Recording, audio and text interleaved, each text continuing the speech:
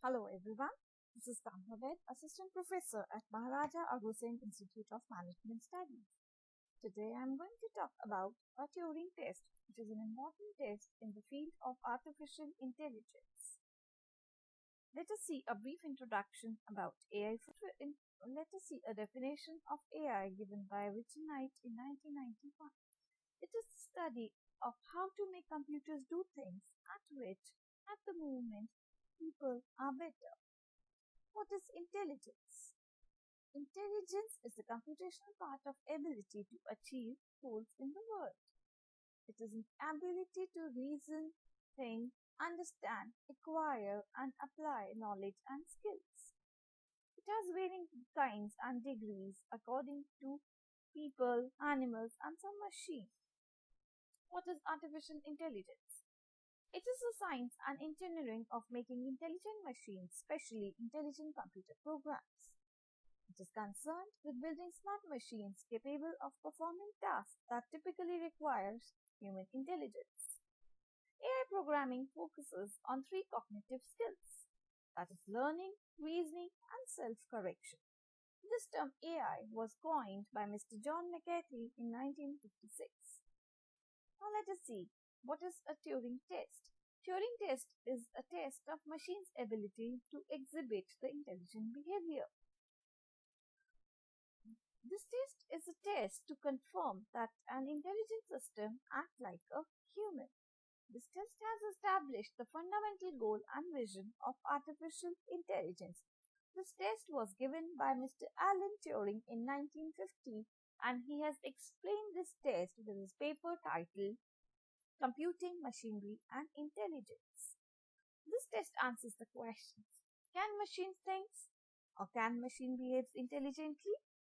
The Turing test also suggested the major components required for AI, that is knowledge representation, reasoning, language or image understanding, and learning. Let us understand this Turing test with the help of a diagram.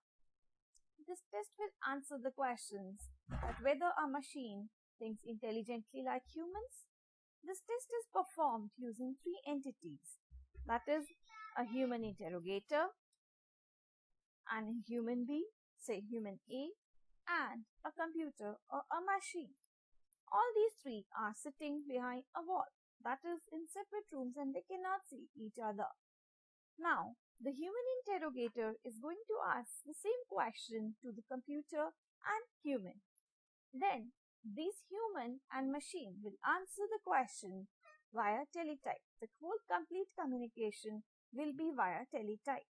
Now, if the interrogator is able to distinguish between answers of human and machine, that is, which answer is given by machine and which answer is given by computer, then the machine will fail this test.